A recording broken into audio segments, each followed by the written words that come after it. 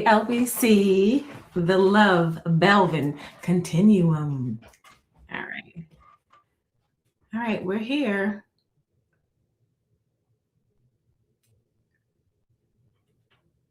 Uh-oh. Don't want to do that. Okay, here we go. Hey, Miss Unique. Tanisha, audiobook girl. Hey, y'all. That's what she says. Hey, y'all. Oh, gosh, Tara, thank you for being here. Because you know I'm going to have to defer some questions to you. Miss Gibson, hey. Hey, Tiffany. Akila's in the house. Kristen, Ashley, Brit Dog. Hey. We've got another Brittany, too. Brittany Rivers. Hey. All right, you guys are here. What's up? What's up? Has this been a long day? And I don't know why. I've not left the house since Friday. And it just feels like such a long day, but we're getting things done. Hey, Nikki. Beautiful human. Oh, Kelly is here. Hey, Kelly. My Renee is here. You guys are really showing up. Hey, Monica. Tasha. Hey, Daisy. You guys are really showing up. Is that Lisa? Yep, that's my Lisa. Hey, Lisa. All right, so in case you didn't know, today I posted a video on my YouTube channel. Oh, I never say, could you like and subscribe to my channel? That'll be nice. I think some of you, I know some of you already have, but I have to start getting a habit of saying that. Can you please like and subscribe? But anyway, earlier today, I don't know what to do with these locks. Earlier today, I uploaded a rebranding video of sorts, just talking about me and who I am and how I came to do what I do, and I enjoy doing what I do. But I also like to have the opportunity for you guys to ask me questions. I can be a little bland in a DM because I have a lot of people in my DMs, and I'm not, believe it or not, I don't do very well typing in communication. I'm more of a voice, color person, giving you a lot of color that way. So anyway, I was thinking like, dang, what is a good way to engage the continuum? And making sure you guys are feeling connected to me, making sure you guys have an idea of where we are, in this space. So got these questions. We got 5 pages of questions here. So thank you guys for coming through. So should we get started? Ayan, I think, is that how you pronounce your name? I love that name. Ayan. Ayan. There are a few questions. I did read over a few of them like about an hour ago, less than an hour ago.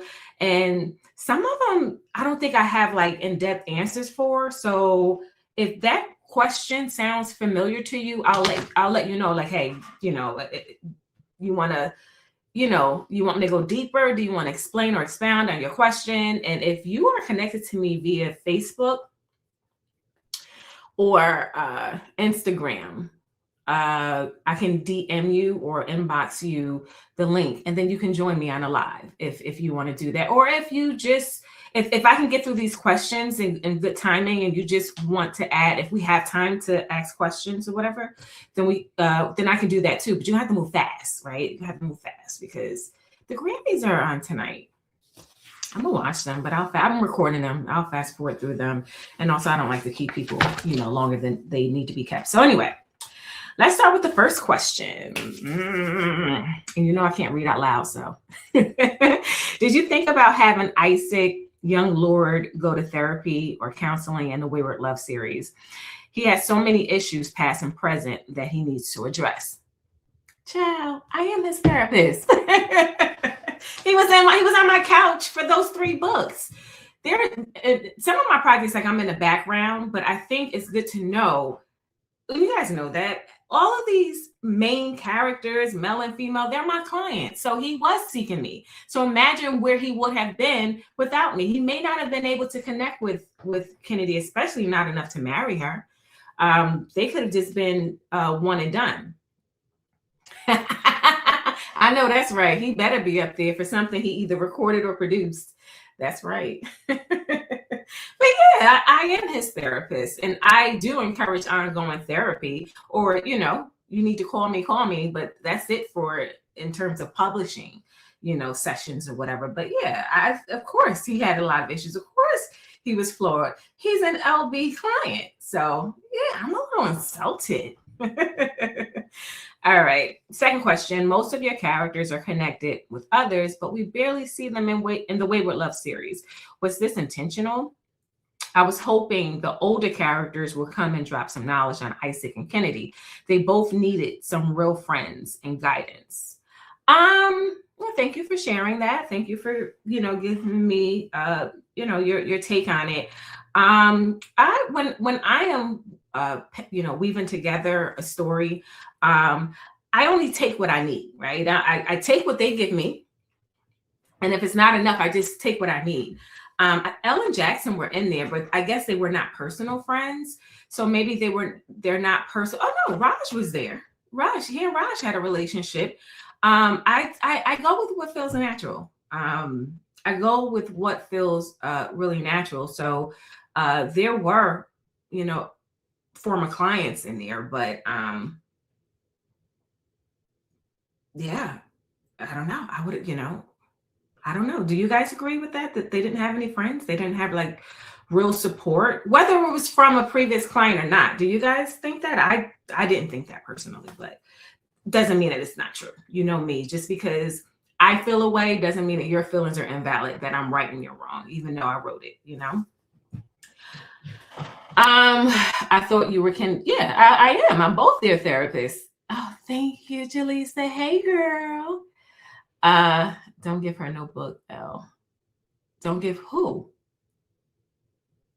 Amira. Yeah. Somebody else's couch. Amira does. I agree with you, Britt. She does. I'm not I've not gotten those vibes from Amira that I would want to take her on as a client. And I love Amira. I like Amira. I think she's like Black girl magic. I think she's amazing. Raji and him are cool, yep, especially when they sat down and talked about wine glasses being Kennedy's first purchase. I think they had a good community around them. Yeah, I don't know, but I've never looked at it from that perspective. But I just also didn't look at it from a perspective of Black either. But it's always interesting to hear that, right? Number 3, does Kennedy still have her website cleaning business, or did she become a lawyer? So I don't know if she still has that. I feel like, Tara, do you remember she was going to do away with that?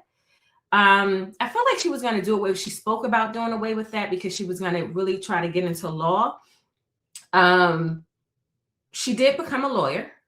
I feel like we learned that in the conclusion of the Muted Hopelessness series, when Tori ran into her backstage at the Brielle concert, and I think she brought up saying that she finished law school and she was ready to start her family. So what capacity she's working at this point, you know, I'm not sure, because I think Kennedy does have the capacity, you know, to have like a nanny if she wanted to pursue her career. And Kennedy can somewhat be like Zoe in a sense, that they love their independence. So maybe she is. I'm not sure. I've not tapped in with her. I'm wondering in this Brielle project if I'm going to tap in with them at all. I don't know. I'm not sure. But she definitely finished law school. He said no cameo drop, just for the thrill of it. Yeah. It needs to be organic and not forced. Yeah.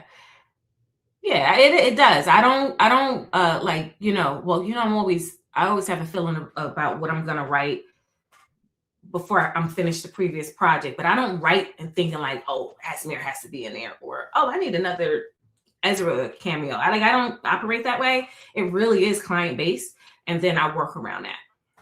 When she went to law school, was no longer her priority. The website T is a librarian, and an LBC librarian. So I often have to refer to them for like 90% of like, you know, the factoids and stuff because I don't remember. Next question is, what happened to Smith and Guap? Does Isaac still take care of them? So from my memory, T, you can remind me if I'm wrong, or anyone else, you know, but I definitely know T knows my handicap. I don't know if Khalees is here. She knows my handicap too. But my thought was in Low Love, Low Fidelity, Lennox's grandmother was in the same facility as Guap, because Smith is locked up in California, if I'm not mistaken, right? Guap is in. No, he didn't pass. Spilling a hot tea reported he passed. He didn't pass. That was not real, right? He didn't pass away. He's still in that facility. And I would imagine Isaac is paying for it. But Smith is he's incarcerated, right? I have those two straight, right? But he still might be taking care of Trinket's baby. I would imagine he still does. I would imagine Isaac does. You know, still takes care of Smith and Trinket's baby is what I'm referring to. Okay. Next question is, will you write about young characters again? I'm sure I will. You know, I was thinking sometime in 2025, I was like, yo, you know, there's this new influx of readers and they love the Hopelessness series and Wayward Love, when I guess dealing with that youth. When they come and if they have a compelling story, I'm willing to take them on. I will say I don't have one on my workstation. Well, I technically do, but I don't know if I'm going to pick it up. So I've spoken in the past about Mason Beach. Mason Beach, it actually took on a life of its own, but Mason Beach was from a storyline, and that storyline consisted of young people, and I just never got to it. And that was probably before the Muta Hopelessness series. I just never got to it. So but hey, if they present themselves, I'm all for a true love story. Of course I will. All right. Next question is, although we get glimpses at everyone in other books, do you think we will ever spin the block and you will ever spin the block and give us a novella on Pastor and Lex, or Mr. and Mrs. Indeed, aka the Jacobs, Sadiq and Balan? My list can go on and on, but it's them for me. So the short answer is no. Why? For two reasons. Is I don't know if I can write a novella. Like, I thought I was going to do it with Brielle, and we can forget about that. So now novellas is not my thing. I have to CT. No. Because she's with, like, we get this question all the time, right? In the LBC, we've heard it. But yeah, I would love to learn the craft of novellas, because I think in this instance it would be, and even in Brielle, I honestly wanted her to just kind of get in and out, but I just don't have that. I don't have that skill as of yet. But also, I have so many new clients to explore. I would have to stop what I'm doing, obviously, and go back and revisit the original content and then pick up their voices again. Yeah. Yes, she does, Julissa. Hey, Midnight. Yeah, so I would have to revisit those old voices to regain them. And honestly, because they do make cameos, I know it's not the same, but we do kind of get an update in their lives. Now, if MKT Publishing, my publishing company, can pay me to do something like that, I would do it. I'll be down. But I am excited about the new clients. I love the updates on people and the new books. It's just enough. Yeah, I think so too, B. I think so. And I mean, and maybe I'll be at a point in my career where I can do something like that. I don't know, but I don't know though. I don't know. Next question is, will there be an audiobook for Love Delayed and Love Delivered? Yes, we are. I was in talks with a narrator, and I have to do some research on a narrator. So I have to get my narrators in order. I definitely want to take that on as an independent project rather than pairing with a publishing company, because that's the only thing that's not been, in talks of, audiobooks. Even what I'm writing now, Real Stories already been sold in audio. The project after that has been sold in audio. So I definitely want to do that. And I'm excited about that too. I'm excited. Like, these stories are so like 10 or more years ago or somewhere around there. So revisiting them through someone else's lenses, meaning the narrators, it is just, it's just warm and fuzzy, and it excites me. I'm listening to Love's Inconvenient Truth. I've been taking my time listening to it because I'm at the end. And Alex is just taking me down memory lane, and it's everything. But so I'm excited to hear. I think Tina and I are going to have to do some cleaning of that series, because that was my second project. So I know, and I'm going to get into that in a minute, because I think 2 people asked questions about the evolution of my writing. So I'll get into that without giving away too much of my juice. Oh, I can't. Ugh. Anyway, next question is, are there any tropes you have yet to explore that you plan on tackling in future projects? I don't think so. I don't really write for tropes. You know what I mean? Like, I write the same genre. That's the only thing I'm interested in. I just write people's stories as they come to me. What is your problem?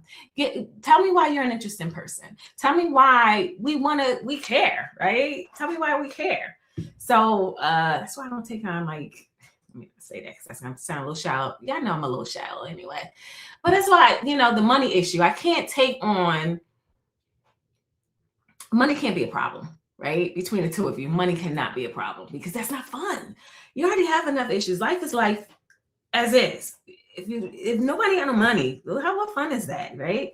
So yeah. So I don't know. I don't write in tropes. I don't pick and choose. I don't say, oh, I want to, and some authors do, which is great. We all do our own thing. I am client-based. Like, what story do you have? Like, I want a compelling story. Let's go. Does that make sense? All right. Candace Hunter has popped up a few times since Lit. Loves Inconvenient Truth. Will she ever get over her crush on Rut and get her own book? But didn't she have a crush on somebody else? I don't think Rut was special to her. I just think that was who she was crushing on at the time, especially when Rut was new to the league and he was the hot guy, So I feel like, hasn't it been noted that she crushed on someone else, Candace?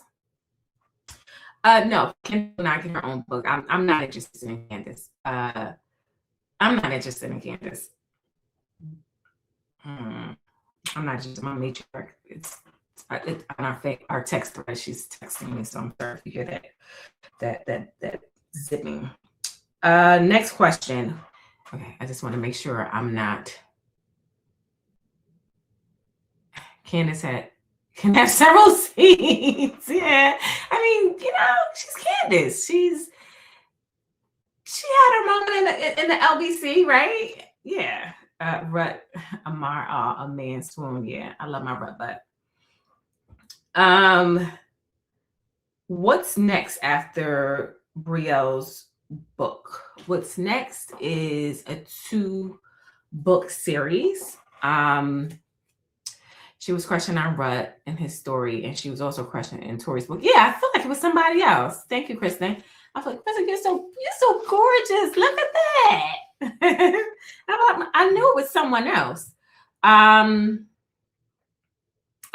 After Brielle is a 2-book series that I should have been at least in the middle of by now, but 2025 is just like a 2-book series. And I do believe my male client in the next in the subsequent project is Brielle's cousin. He's like her first cousin. Yeah, and I think I'm gonna have fun with that. I think I'm gonna have fun with that. I just have to clear my mind. Brielle's book will be two POVs. It'll be her and Brock, my Brock. Yeah, so that is what's coming up.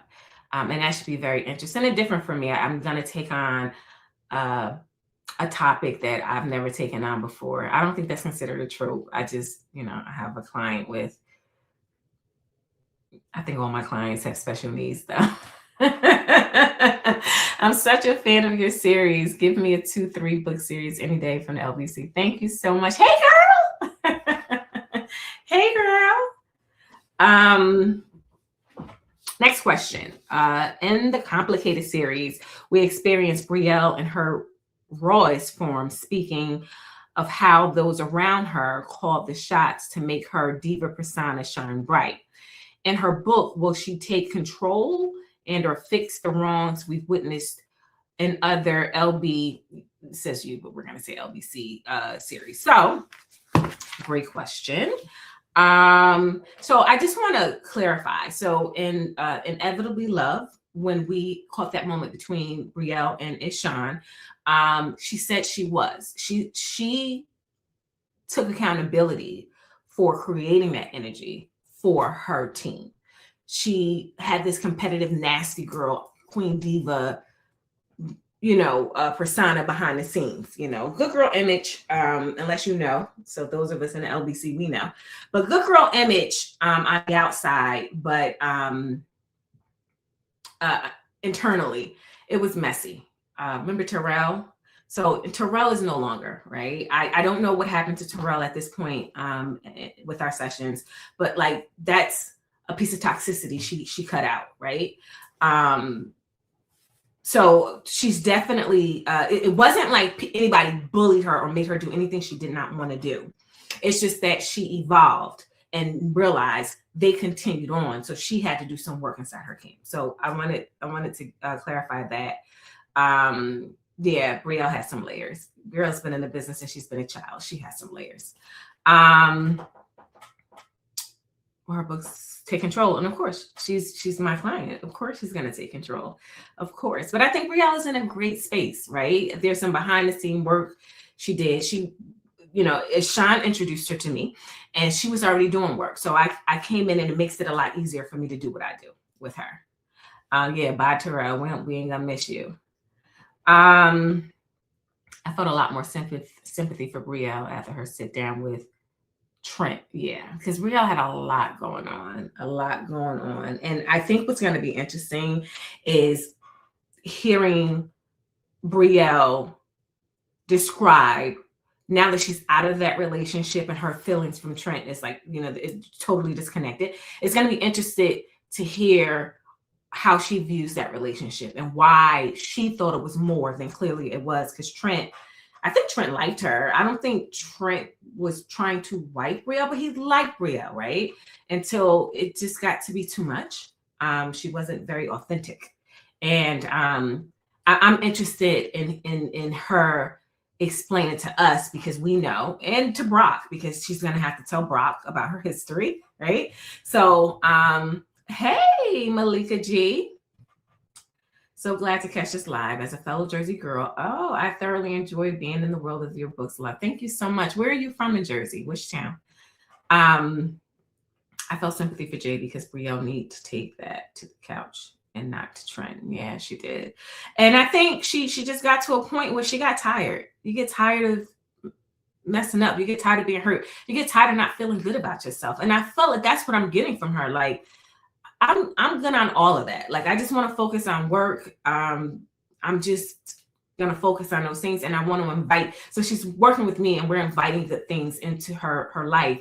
But Brielle is like blocking off everything else. She's just like work. If anyone can make Brielle read the info, you can. I think her being best friends with Tori already softened. Yeah, someone actually has a question about that. I want to get into that too. Yeah, because I would love to know more about their relationship too, Tori and Brielle's. So I think I've answered that. So next question. In My Muted Hopelessness, you wrote how muted assumptions can lead to a life of depression. Yeah. In book 3, we saw Tori stand up to her father finally, but we never saw Ashton stand up to his grandmother, who, in my opinion, was the biggest bully of them all. Was there a reason other than respect for her being an elder that moment didn't happen? That's a really good question, and that is exactly the answer. So one of the things I believe in life is when it doesn't matter, it doesn't matter, right? Oh my gosh, a previous client, who was it? Was it Ezra and his father? Bishop Carmichael, and people wanted more to happen to him or something like that, but Ezra was never influenced by him. So he can continue on in his energy. He can maintain that. He can be that noisy, but Ezra was already solid. So it's just like this. So when you talk about his grandmother, she had no power. She had no power because Wanda, I believe in the scene where Wanda goes to check in on Tori, and she explained how when his father passed away, she was in control of Ashton's empire as well, right? As well as the grandmother. So the grandmother couldn't do nothing without the mother. It just, Ashton was good. So I don't think, and that woman is stuck in her ways. What really could, how effective could she be? So I don't think she was anyone worth checking, right? Because I don't think it mattered that much. And he just respects his grandmother. That, I didn't see that as a problem. I hope that answers that. Can we talk about the real depiction of Christ in all of your work? So what's the real depiction of Christ? Let me know what you mean by that. All right. So this is by the same questioner person. Another Mute of Hopelessness question. When I first read the series, I looked at Tori as the victim all across the board, but it just seems like she wanted to be left alone, which is true. She wanted to exist in peace, which is true. Ashton was bullied by everyone, from his friends to his family to his lovers. I didn't think with his big personality and intelligence, he ever sought to show them how much damage they brought to his life. Why didn't Ashton find his voice with anyone besides Tori? I'm not sure I agree he had anything to prove to anyone else. Norma Jean was dead, and he did voice how he felt to Norma Jean, even in her wake. Like, he said some very harsh things. I think the same can be said about Avery, even though when she passed, they were still together. So maybe that doesn't count in your book. But I don't think Ashton was bullied. Can anyone shed any light on that? I don't. Who bullied Ashton? His family? Like who? I think I got a little lost on that, but you guys can let me know. Next question. Will there be another book to the Ezra and Lex series? I absolutely love their story. It reminds me of the first season of Bridgerton, Daphne and Duke of Hastings, A Complex Covenant. Jocelyn, did I watch that one? I watched the first one. Hey, Candace. Ashton played victim. Who did he play victim with? Let's explore that. I don't know. I tried Bridgerton. It's a period piece, and it doesn't matter. A good story is a good story. I just could not continue with it. I don't know, but when I hear people talk about it, like now, Jocelyn, did I do the Daphne and Duke? Do you even know where I am with Bridgerton, Joss? But did I do that? I think I did the first. I think I did the second. I watched the first episode, the first season. Yeah. And I think I kind of fell off. So which season is Daphne and Duke of Hastings? If you think I should watch that, I'll try to give it a try. I'll give it a shot. A Complex Covenant. So I think I answered that already. So I don't have any, like the first. So there was the first. Oh, the first one was when that guy was doling out good orgasms, right? Or was that the second one? I don't remember Covenant. I don't know. I don't think I'm a Bridgerton girl. And it's not because it's not good. It's just I just can't latch on to it. It's not. Art is art. Art is subjective. So you're saying yes, that's the one that was giving out them good orgasms, right? All right. So no, I don't see it. We were gonna do like we did for Lip. We were gonna do like a short story, but my 2025, even though I was outside, I wasn't feeling the second season. And dang, Justin, should I go to the third? How would you know, right? But if there's like a good season, and I feel like the way that this was described in terms of a complex covenant, like I'd give it a try, you know. I'm so disloyal with television. It's sad. I can love a show and I just won't finish it. But this Bridgerton, I don't know. I stopped. I don't. Yeah, second season, I think it lost me. And I know they take on different stories. That's what I'm saying. I'd be willing to try another one if you guys say I should and give me a compelling reason. Okay. Here's another one. New person asking a question. I love all of your work and I appreciate you. Thank you so much. My question is about Ezra. In the first book, he stated that he had been celibate for 7 years. Who was his last sexual partner, and was it Precious? That is a great question. I have no idea who was Ezra's partner before Lex. I'm not sure, but I do know for sure it was not Precious. Precious, I feel like the last time they were intimate was when he was at Pepperdine University in California in his undergrad years. I believe it's Tara. Let me know if I said that right. That's when they Sheridan, hey girl. That's my girl. Sheridan, we can't sit together in church. We can't because I feel like we'll cut up. I can't sit next to Jocelyn in church.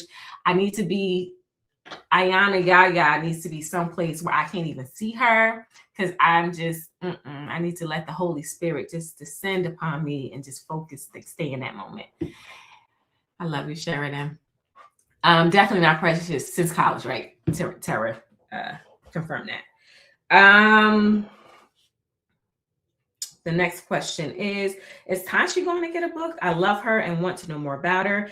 Are there going to be updates on any of the characters? So I don't know which characters in particular you're referring to because we do update. We have not heard from Tashi since Sadiq.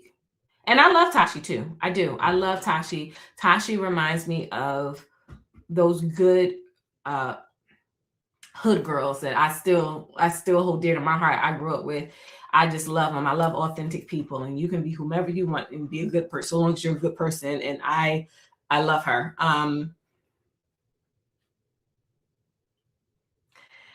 Palette, that's a great way of viewing them. A palette cleanser. I like that. I'll always go back to them over and over. Thank you. Thank you very much. That's pretty cool. Rory is strong, but she clearly had a soft side too. It just isn't visible for everyone. I agree with that, Takara. I agree with that. Yeah, so no book for Tashi. Tashi doesn't interest me at all, you know. But I would hope to see her again in the LBU, like she was revived in Sadiq, because I didn't see that coming. So yeah. Could Spencer not putting his foot down with Avery have been because the emotional dynamic with Tori took him by surprise, therefore making him hesitant to let go of his other option? I think he did not put his foot down with Avery because he was in the bowels of depression. I don't think he was coming or going, which is what he explained to Tori when Tyler Thomas and Asmir, like they were like, yo, you're not whole, like you're not right. You need to holler at our girl who was LB. So I think he was just his career. He didn't recognize his life. He had these injuries. He was a young, vain kid. He had his vanity about him, and that Tori thing, you know, he really focused on his anger with her or whatever. So I think Avery was just there but not there. Like he just went through the motions, like he said. I understood it, even though I've never experienced that before. Jaleesa had a comment and I did not, but Sheridan, I feel like Peach's book will be my personal memoir. She reminds me of myself. I'm gonna get into Peach in a minute. Okay, now I feel like the folks asking for updates, not really reading because they definitely probably. I said the same thing, Jaleesa. I said for some of these, I'm thinking like, oh, you probably just stopped at your favorite book and you didn't go any further because we do get updates. I know it's not the intimate, you know, proximity we want when they had, you know, when they had their own book, but we do get updates because we love these people, right? Next question is, okay, how are narrators selected? Are there auditions? Do you already have someone in mind to voice characters? I select narrators. I've selected all of my narrators.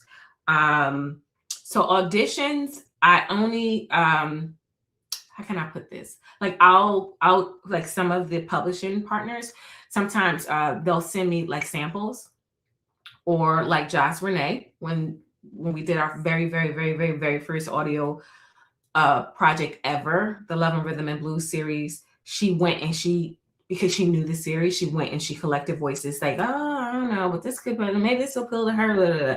So I was sent samples by her. The audio company, sometimes they'll send me samples, and sometimes I'm just like, I don't have to. I just know who I want to work with. Just like Brielle, Midnight will be Brock for Brielle, especially because I have a working history with them. I feel like I know their strong suits, and I know where I can pull them out best. And then I'm about to go into another subject, but anyway, I definitely choose them. And what I am learning is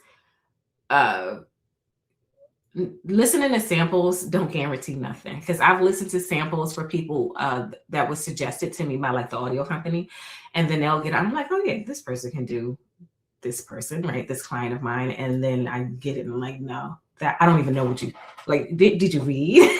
And most of them, they'll read ahead. I always ask a narrator, do not go into, and some of the time they do, but don't go into an ElleBee novel and just reading your parts. I want you to know the project. If you don't know the project, I've seen, like I can hear it when you don't know what's going on and you're just reading. Even if you're doing like some good acting, like it's bad because you don't even know what just happened in the previous scene. But I don't know. It's a journey. It's a journey. The samples are so deceptive, and I did not know that, Sheridan, until 2024. Not that I've been in audio that long, but it really is, you know. So yeah, there's that. Will we learn more details about how Tori and Brielle became friends? Yes, because I'm dying to get to know that, and where Tori and Ashton are, and all those cutesy little things. I definitely know we'll be getting Tori. I know so far what's been written, Tori was actually Brielle was supposed to have met physically with Tori and her family, because she's the godmother of Tori's child or something like that, and the birthday had passed, but she wanted to be there to deliver the gift and she couldn't, and whatever. But I do know that there'll be a time where Brielle will go visit Tori and the family, and I can't wait to see what's going to come out of that.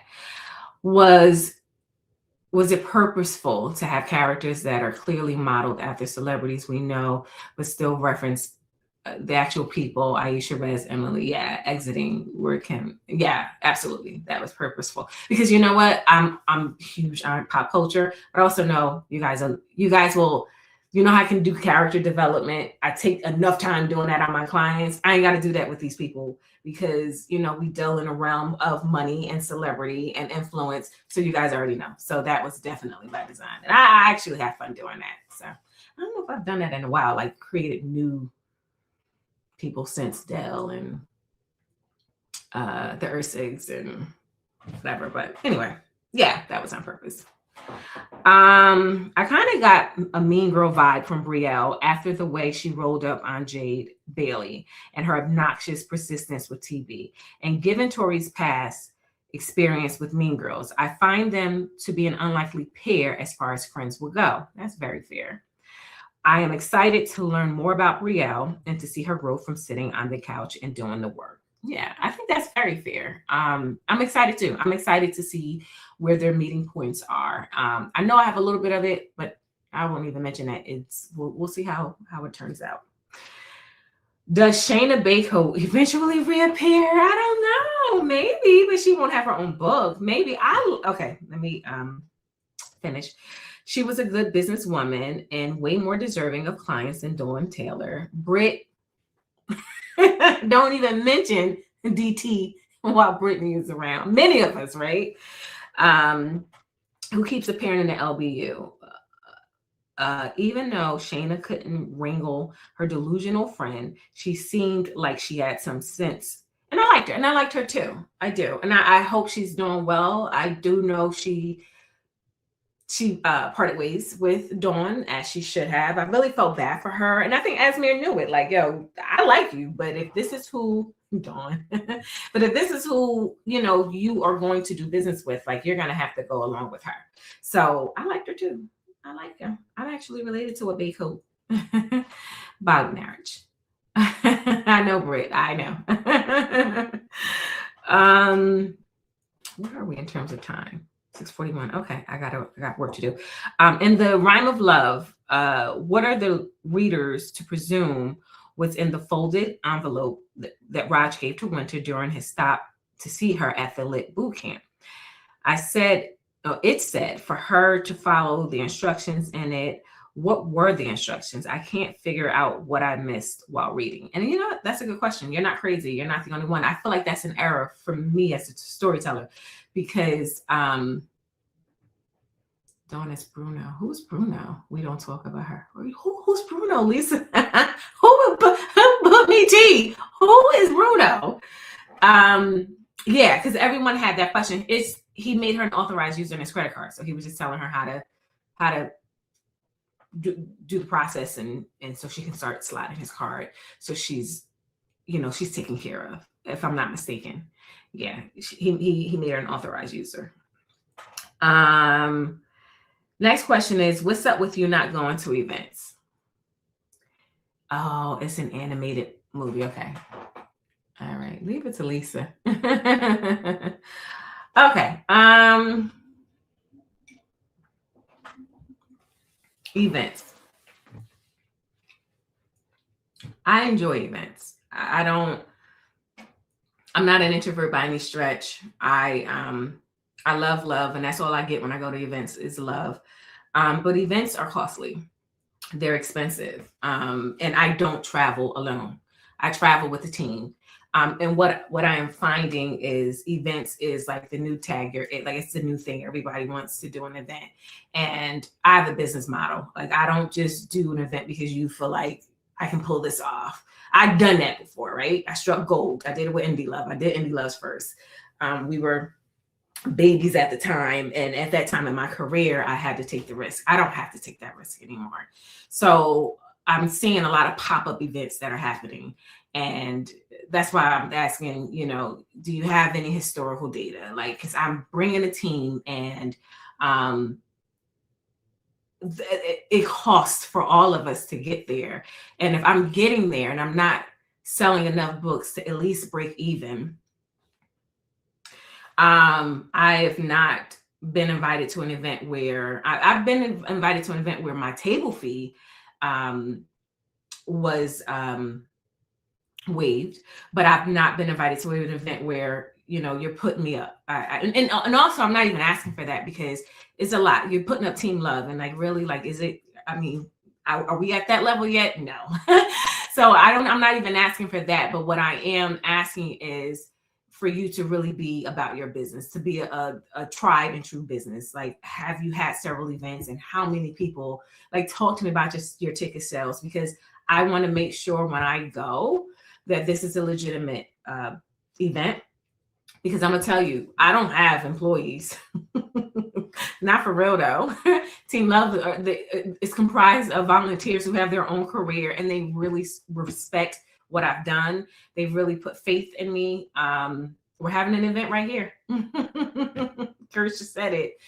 And I just don't, and I make a good living. I do. I thank God for what I've been able to do and but I don't have it to go to an event, and it's chaos, and it is something you just want to do because it's a fad.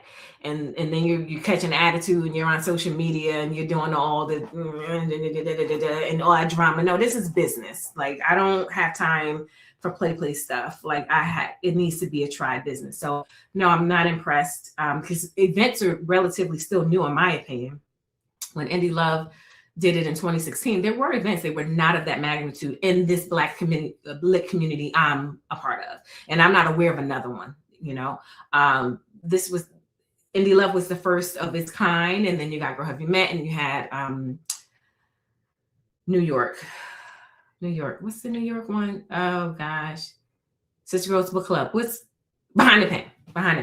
And those are legitimate ones. But at that time in my career, they were new too. But we helped each other out. So since then, so many have come and so many have gone. And this is not, if you're really not into it and you're really not volunteering your money, you're really not keeping your head down and just focusing on the event year after year after year.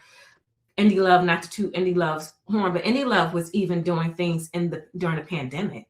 They just did it virtually. Like, so that's what I mean, that type of commitment. And if it's just something, oh, I just want to do something, I want to have something to do in my personal life, don't play with me like that. I ain't got money like that. So no, and I can do my own event. Oh, we ain't gonna go there. I can do my own event. It's just events, they're a lot. They're not cheap, they're not free. So I don't fool a lot with a lot. But I'm gonna do more. I'm looking at this little box next to me. You don't even get the joke.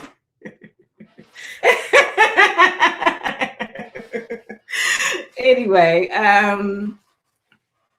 hey, Love and team. I'm always DMing Love to share my appreciation of her work.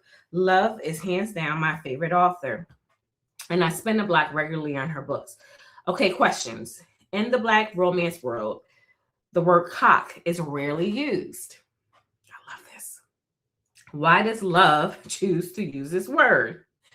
Have you ever, I'm from Paterson, New Jersey. I'm from a project setting. Have you ever heard a thug use the word cock? And you're probably gonna say, no, Love, I haven't. And it's like the sexiest thing. It's the sexiest thing to hear from a block hugger. Because he thinks he's being eloquent with saying that, because we don't use that in our community. But you ever seen? I've heard Jay-Z say it in his rhymes or whatever, but I've heard men and they're thinking they're just getting their show off, you know. So that's how I perceive that word. But also as a writer, there's so many ways you can use, so many words you can use for the appendage, right? And I try to go through them all. But cock is not offensive to me. And I understand, I promise you, I understand as a Black woman how this can be a topic, but let me tell you something, honey, not for me. Not for me. And I grew up in a project setting, okay? I grew up in the hood, okay? Yeah, no, not for me. So there's that. I'm making it a personal tradition for me to ask 2 specific questions in these lives. One being about the chance of another season of CK. Yeah, of course. Love me some you and CCJ. Yeah, of course. I don't know when I don't think it'll be 2026, but yeah, of course. CK is a strong brand. As my big CCJ would say, CK makes me money. No, of course it will be. Absolutely. We can't abandon that. Are you crazy? CCJ can break up with me. And guess what? We still gonna do CK. Because he has a cock.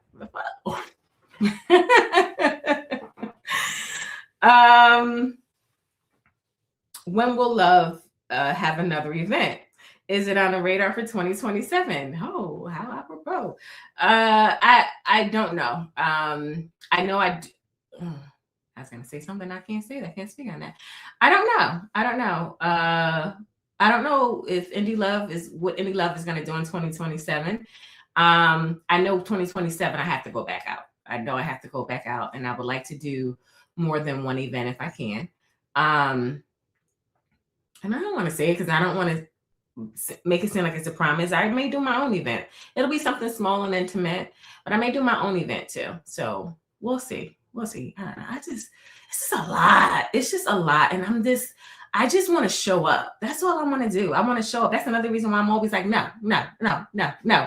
When Team Love comes and say, well, what about this? And then you'll have one person arguing, I think we should go. Oh, we don't even have to. I'm like, no.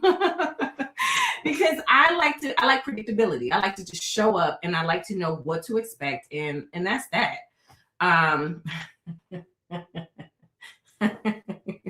she'll be outside for 2027. I do need to be back outside in 2027. I'm gonna holler at Indie Love and see what's going on there. And like I said, maybe I'll do my own event. I don't know. I don't want to promise that because when writing a book, what is Love's process without sharing her secret sauce, of course? When writing a book, I just write. I don't know. I don't have a process. I just write. If you're asking me how do I select my clients, there could be a process with that. They just have to come to me with their story because I'm not fishing for stories. You just really have to come to me with something. Like I remember Stanton came to me because Zoe was driving him crazy. And I remember being out at a sports event. And this was like the third or fourth time I heard from this one guy. I didn't even know his name, but he was telling me about this girl he was crazy about. And I didn't have all their story, but he was like talking to me so much. I was like, okay, let me listen. And boom. Wait to Breathe came out before Lit, and I was working on Lit at the time, Love's Inconvenient Truth. So I think you have to have a compelling story, and you have to keep talking to me. You can't just have a compelling scene, right? It has to be something that we can grow into and something that we can latch on. But as far as writing, I just write. I don't write fast as I used to at all. Like I've slowed down a lot, which I don't like at all. But I just write. See. All right, just want to make sure. Does Love have any ties with South Carolina in her real life? I live near Charleston, South Carolina, DMV, and always light up when South Carolina is mentioned. So yeah, I do. Yeah, so I have family in South Carolina. My grandfather, Ceola Belvin, was born in South Carolina. And I know I should say that, I know I should know the town. I would have to go look at my phone. But in the Bishopville area, I think Lamar. Oh God, I always get confused. Bishopville, Lamar.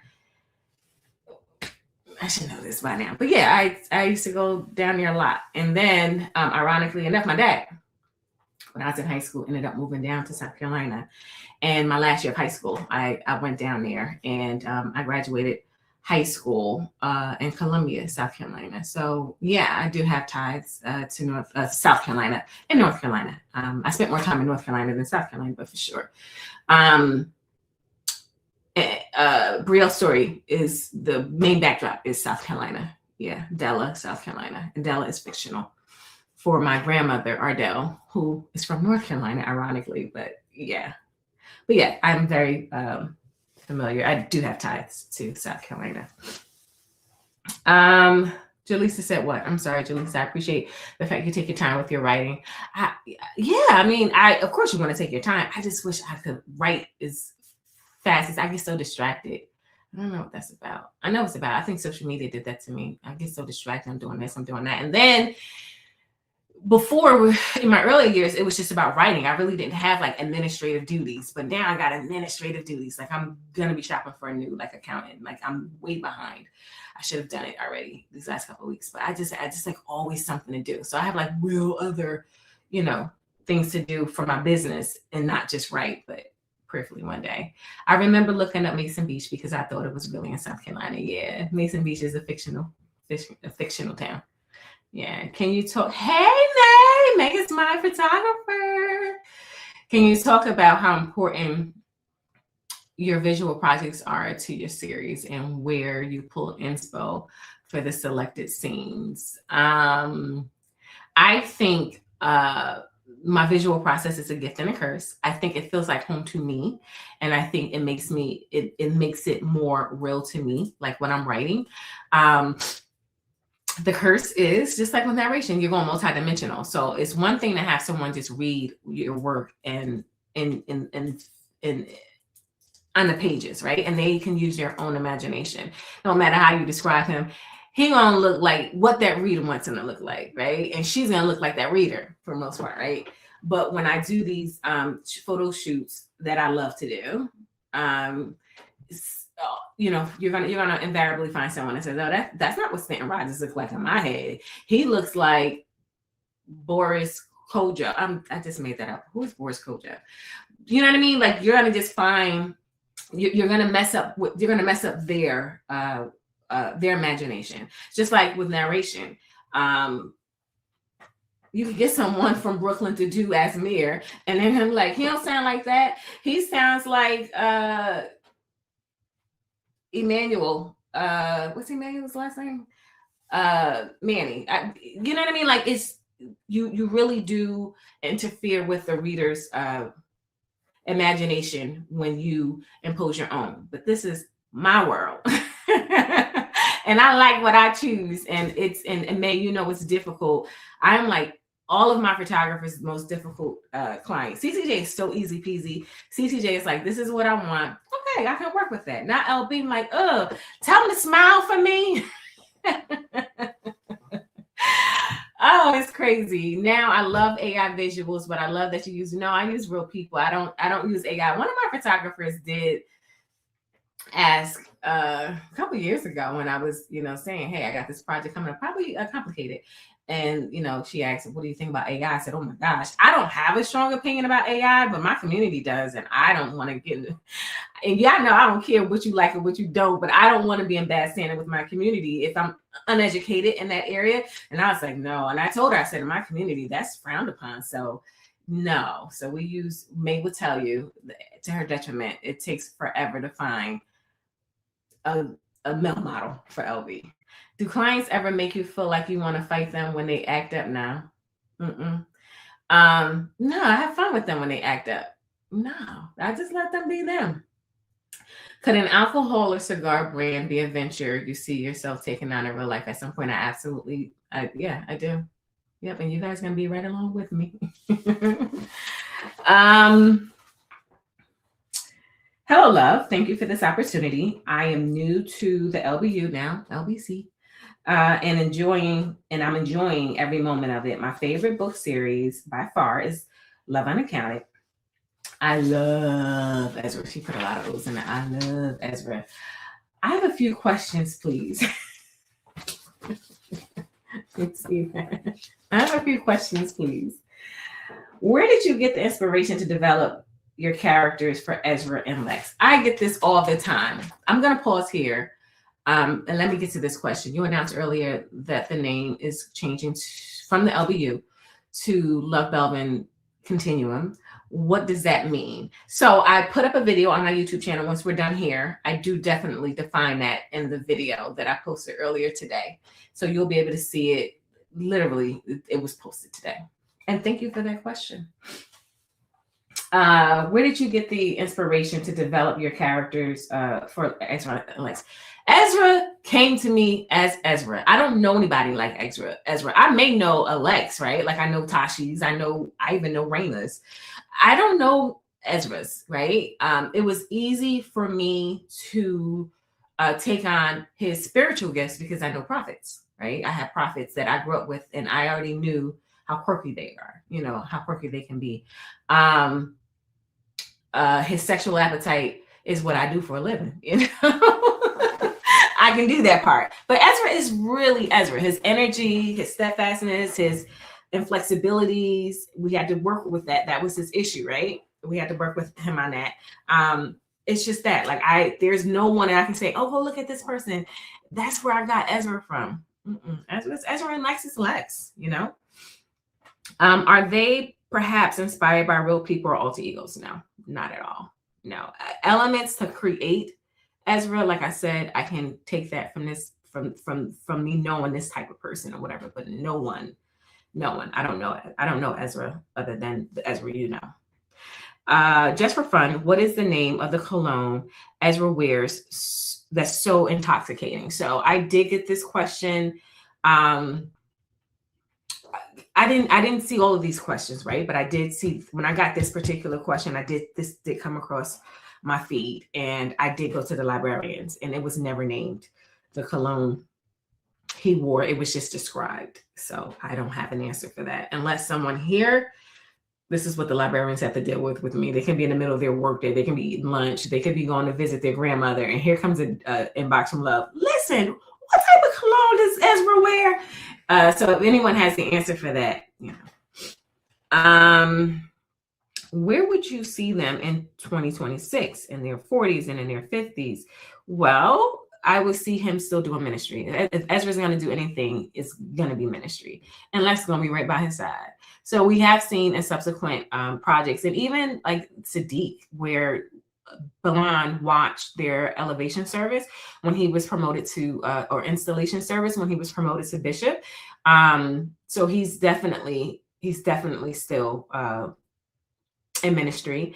And I do believe in the Prism series, Sadiq's visuals are fire. Yeah, Sadiq, I love that shoot. It was so much. I think it was fun for everybody involved.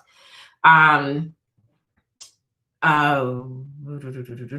in the Prism series, Jazz told us and I think that book was captured. The timeline for that book was like 24 into 25, I think, right, Sarah?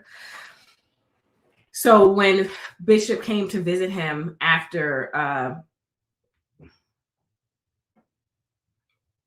his cousin Chelsea had just left, scolding him for beating up the ex-boyfriend. His name is not coming to me. He's like the Michael B. Jordan. But Ezra came in while she was scolding him. But he had told us in that scene, Ezra had been meddling in real estate for a while at that point, and he purchased Lex a surprise beach home in New Jersey. So that's the last I've heard that I can think that we got an update on them. If anyone wants to add anything, let me know. Do they still play in the sandbox? Girl, even if Ezra said I'm over it, Lex is gonna be like, Of course. I'd be interested in seeing how it was upgraded, because you think they're gonna stay in that basement when their kids are walking and talking and stuff. He probably had to have something put back in the back of that house.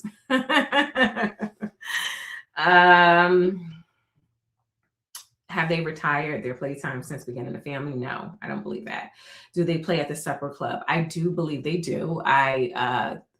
In the complicated series in ElleBee Love, Hayden brought up the conversation, like in passing, like just lunch talk or whatever, how Lex brought up this Jack Supper Club. The Jack Supper Club, right? And that's how she learned of it. And I don't know if this person has read the complicated series, but that's how Ishan and Hayden ended up there, because of her knowledge from Lex. So I do believe they still play there.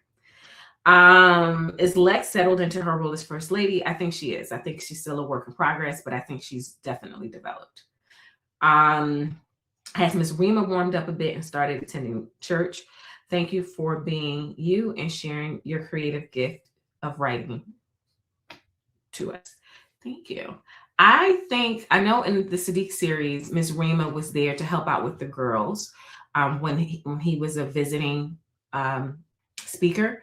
I forget what the church was. Was it in Patterson? I can't remember what the church was. And he was a friend, but Miss Rima was there. So I imagine Miss Rima is going to be there as much as they need, especially with those girls. So I do imagine, I don't know if she's at Redeeming Souls every Sunday. I'm not sure about that, but I do believe she's familiar with the church and she's been there loads of times.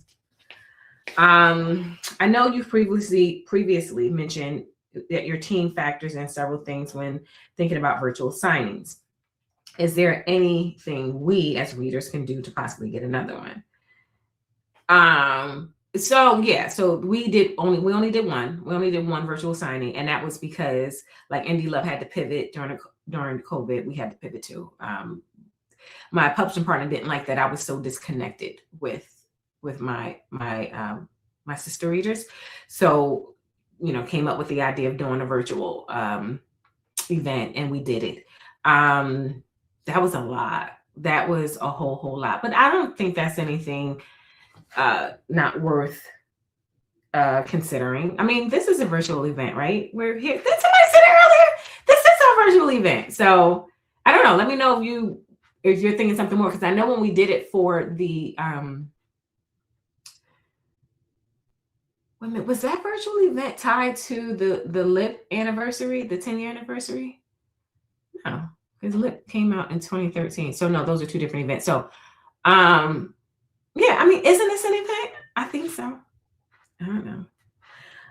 Which one of your clients required you to do the most in-depth research? Sadiq.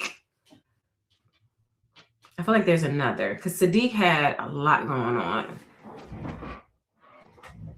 Sadiq had a lot going on. And oddly enough, this board and this board is I feel like there's another one. Oh yeah. I don't know if you guys can see this. I got my box here, excuse me. That's Muted Hopelessness series, and that's Muted Hopelessness series 6. And while it seemed like those had more boards, that was easier to do. It was a lot easier to do. I think Sadiq was the most difficult for me to do, because it was just, I had to consult. I don't even want to tell you. I just had to consult because that ain't my life. But yeah, I think Sadiq. I feel like there was I want to mention someone else. But anyway, is there a backstory for the church name Redeeming Souls? It's a mouthful and tickles me every time I read or hear it. I know, because I did not, when I wrote it, I was not thinking they'll be narrators that would have to repeat all those letters, right? I didn't. They had to eventually get into a group of it. Redeeming Souls. So speaking of research, so glad. Timely question. That was Crystal, I think. Timely question.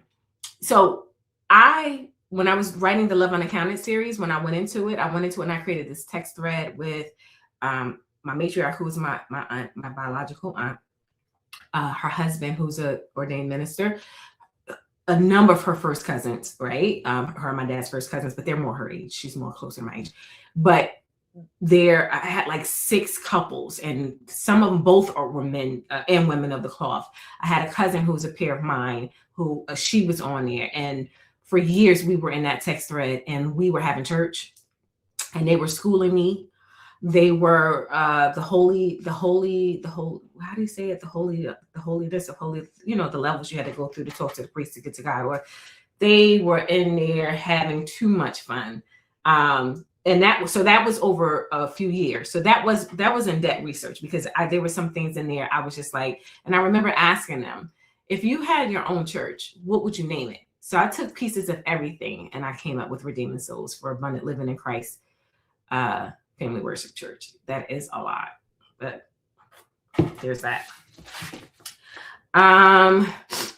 Why is Miss Rima being her niece's mom never addressed further? And does she know Miss Rima is her mom? I imagine she does not. And it wasn't discussed further because it wasn't her book. I didn't have time. I did 3 books and I thought that was good. So that's a good question. That is a good question. But my honest answer is it wasn't her book. So it just had to be left as is, because I had to deal with my clients. So,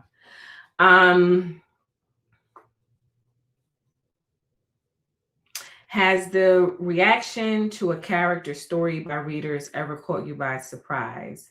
Has a reaction to a character story by readers ever caught you by surprise? Who was that? Who was that divided the LBU? Wasn't that Prism? I think people, that's not unusual though, because I feel like Nye gets a bad rap. And I like Nye. I clearly like her, right? I took her on as a client. I know Raina did. A lot of people did not like Raina. So it was okay. So the Prism series, it was so divided. Like either you love jazz, you hated jazz. Most people hated Ashera. And I was like, why? I love Ashera. Like, I don't know. So that did take me by surprise. Because it was so explosive. Like, I remember, she's not here because I believe she's traveling, Maisha. Maisha got into my inbox, and Maisha knows me, she's known me for years, but she got into my inbox and she was not, oh yes, love it. She went in on me. She did everything because she knew, she was waiting for book 3 to come so they can break up. I'm like, I'm a romance author. I'm happily ever after. But she was going, no, you weren't right. He sucked. I can't stand him. Blah, blah, blah, blah, blah. So it was met with a lot of colorful responses. So Lashera, hey Lashera. Lashera said she was such a fan of Raina, but a lot of people were not. They she keeps running. I'm like, yo, I work with a whole bunch of Rainas. Like women who don't know how to deal with their emotions, women who are afraid to trust, women, especially when you talk about a guy that had money like that. That's a lot. Sherry was a tough pill to swallow. She still is. Her being mentioned in Love's Neutral Zone. Dang, killer. Dang, you of all people. Yeah, and I like her. And you know what? I often say, and I do have to move on. Oh crap. I often say we must have gotten into so much of like her, like we must have gotten so much of her trying to pick apart Jazz, trying to understand him because she was really crushing on him. She did find him like appealing and interesting. That it was really missed upon, I think, so many people, how much of a fun girl Cher is. Cher is the life of the party. Cher is a supportive girl. She's the girlfriend you want. She's going to make sure you have fun. If you ain't got it, she'll treat you there. She's always with jokes. She doesn't take herself seriously. But I think when we're getting that POV, that intimacy, and we're dealing with this one thing that will bring out your imperfections, right? I think that's where people got stuck at. And I'm not saying it's your fault. Could be my fault. It could just be a thing. Who knows? But Cher is like, I would love to be friends with Cher personally, because she'll keep me in stitches. We'll go out for drinks. We'll talk this, bada, bada, bada. She's about her money, you know? I don't know. But can we put that last one up there? I did not see it. Oh, if it was for me. I don't know if it was for me. Cher was so rude and entitled. And she was, right, Krista? She was. She practically fetishized him for appearing like a thug. And he was so sweet to her, but she came in there, Jazz, off track. And I felt sad for him. She was not her best with him. She did not express, there's something compelling me to you. She was not able to do that, you know. But does Cher have that reputation? No, I don't think, if you ask her friends, I don't think she has that reputation, but I like Shishi. And hearing you speak about your growth as a writer from Love's Improbable Possibility to Complicated, what are the elements that you continue to work toward perfecting? Because as a reader, it's impossible for me to pinpoint flaws in your work, even from the beginning. And that's a blessing. I'm sure a lot of people don't agree. That's a blessing. I am tenured in it now at this point. And honestly, if you trust me, you're gonna read an error and you're not even gonna recognize it because you're just going with the story. You trust me, right? You trust me at the will. But there is a lot of technical things that I still work on, and I can't share it here because there's so many copycats that's just driving me crazy in this industry. So many authors who don't know how to be creative. That's the first thing that you're supposed to be as an author. It's just be creative. But here's one thing I will give you. Repetition. If I'm usually not writing here in my office. I'm usually writing from the sitting room in my bedroom where I have a sofa. Very uncomfortable, very weird, but I'm just not comfortable here. So whatever. And I'm just like, and I'm just comfortable and I'm just getting it out. I will use the same word like 3 or 4 times in a span of like 3 paragraphs, sometimes in a span of like the same paragraph. And it's because I'm doing lazy writing. I'm just getting it out. And then I feel like in my final read, if there's repetition, I'll catch it there. But I train 2 people to catch it. I mean, everybody on my editing team knows that's a weakness of mine, right? But my developmental editor, I had to train her earlier on in my career. This is what I do. It is your responsibility to catch it. And then your Rubia, the trader, my sister, you want to read the books first, you're going to have to do some editing. Let me teach you. And she has an editing eye. And I feel so bad because my sister goes into other people's books and she edits in her head and she can't enjoy the project, that's how we authors are, right? I'm reading Will Smith's book. And it's a good book, very compelling story. And he had a writer on it. But I'm in there like, yo, you do not have to use this word. And you used it here. So repetition in words is something I'm still working on, right? Making sure that you don't have the word kidding or kicking. You know, it's very easy if you're in a lazy mode of writing and you're just getting things out that you're going to continue. It's the word that's right there and you keep reaching for it. That's an example of improving on my writing. And when I hear my audiobooks, the early ones that we didn't clean up before I made it to audio, I'm like, oh. And then in my newer projects, if I hear it, I'm like, who did it? Zakiya, you didn't catch this. What are you doing? You know, so instead of blaming myself because I did the final read before I put it out. But yeah.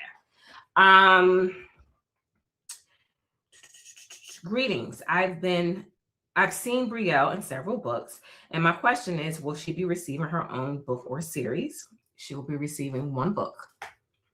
I want to know what has brought her through all to where she is now.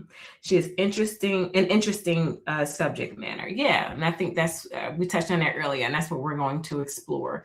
Why are you the way you are? Why are you showing up as Brielle of all people, like the Beyonce Rihanna remix, to people's jobs, to people's homes?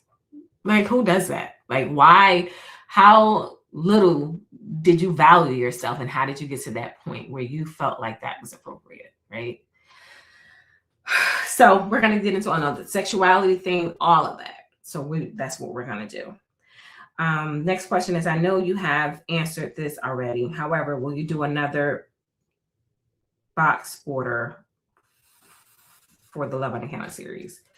No, I don't. At least I don't have any intentions to. That was like the scariest thing for me. That is scary. That's very, very, very scary. CCJ and I actually did agree to do one for this CK series, because we'll be hitting 10 years this year. So we'll tackle that. But I'll feel better because she helped me out a lot with the sandbox. I mean, from top to bottom. But now I'll be doing it with her. So all I got to do is basically kind of copy what she does. So it'll make it easier because she's the queen of that. But no, that is that. And it was very successful. You guys really showed up for me. So thank you so much. It was very, very successful. But when I tell you I sold out, that was it. Because if I had to do it again and I had to hold people's monies, I ain't like that. I don't like that. I like to shop and I like to see my stuff. I like to see my tracking information the day I ordered it. And I like to start tracking it the next day. And I want it to me in 2 days. That's just me. So yeah, that was a lot. Lisa Charles, hey girl. Thank you so much. Ian, did I say your name right? But Icy and Sunset, married so young. What is life like 35, 36-year-old parents of 5? I guess 4 35, 36-year-old parents of 5. I would imagine life is very much supported because they have money. Again, they have nannies. So they can have trusting people around them. It could even be family. It could be, Kennedy's mom. Who knows? But they can have a short, small circle to help with those kids. And you have money. Whereas if Isaac needs some time alone with his wife for his own personal reasons, they can arrange for that. If they just need to go away to strengthen their marriage, to separate from the kids, they can do that too. So I imagine, and it comes with its ups and downs and challenges like anyone else's parenting without money.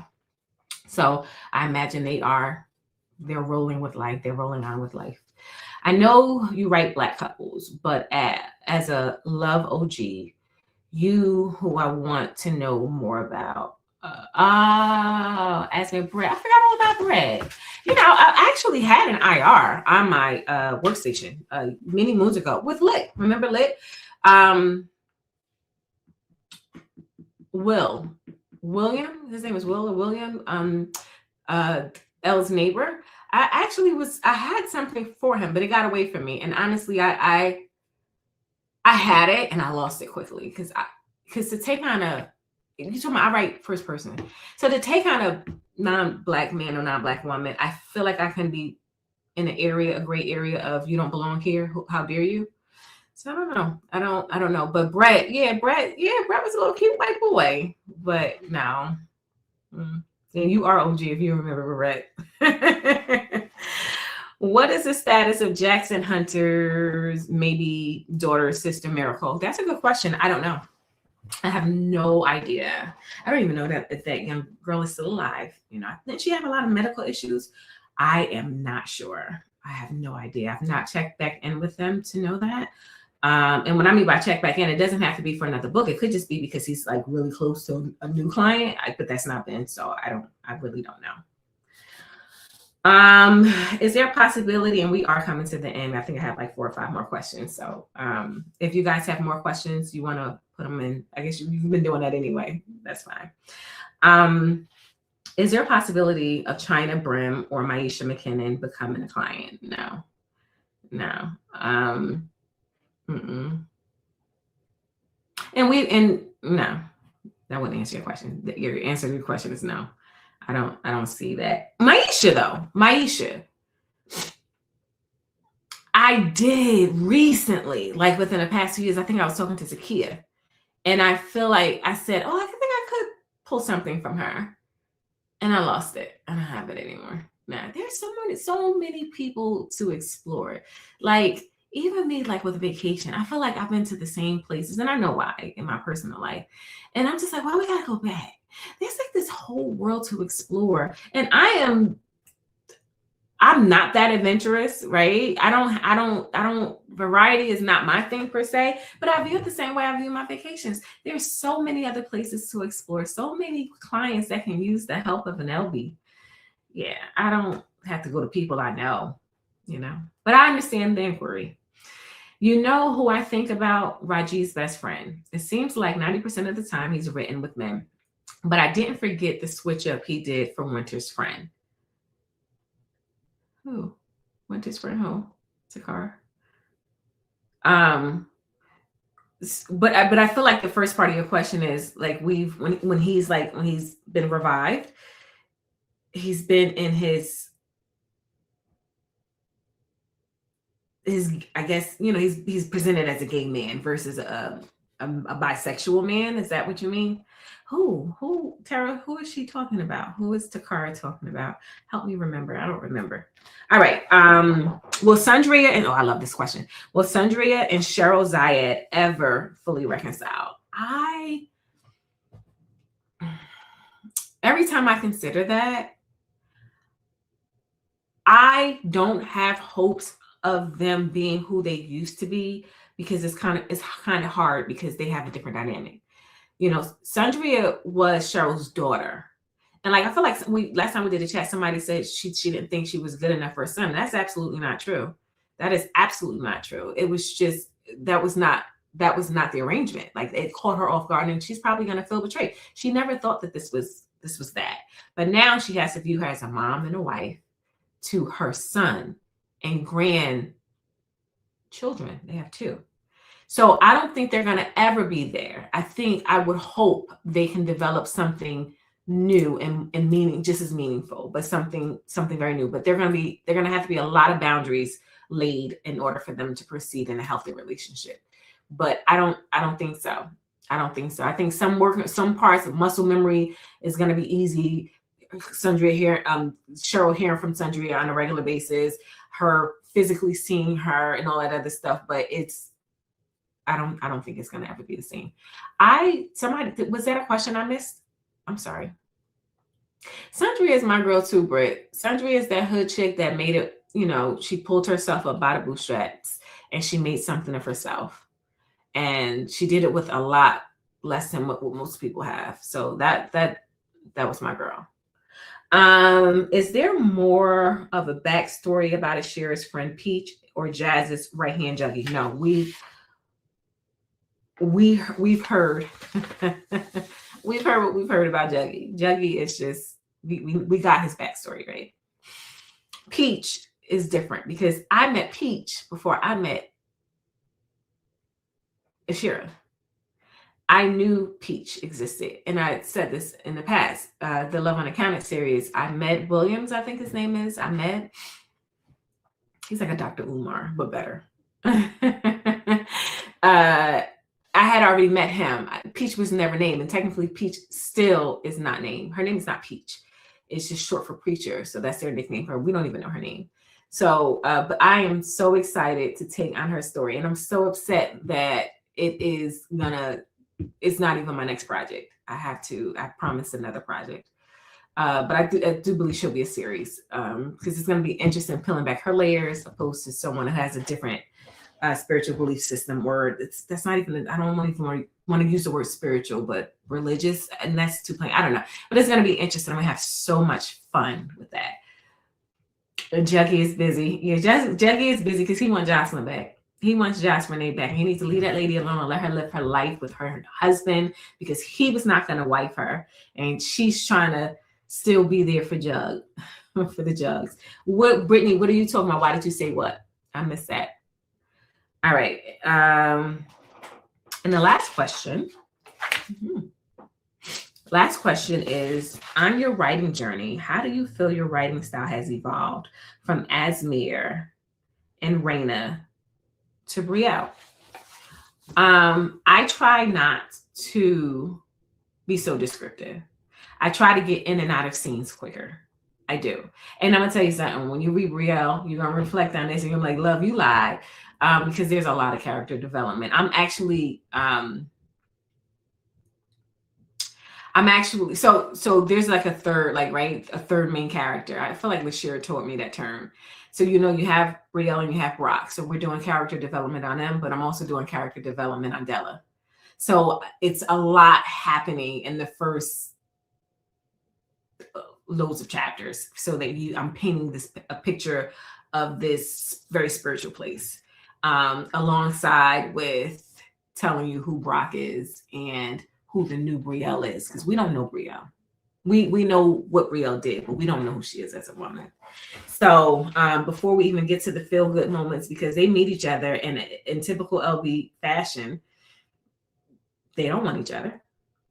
I don't even think Brielle is Brielle does find him attractive, and of course he finds Brielle attractive, but it's not like, oh, I want him. Brielle is so on her, no man, I'm not. It's just not something I want to do. It's just like almost like if you're a heavy drinker and you drink too much, like you just party too much and you got sick, you have that sick memory for a while. She's still, oh, that's a good one. So I was watching a Breakfast Club interview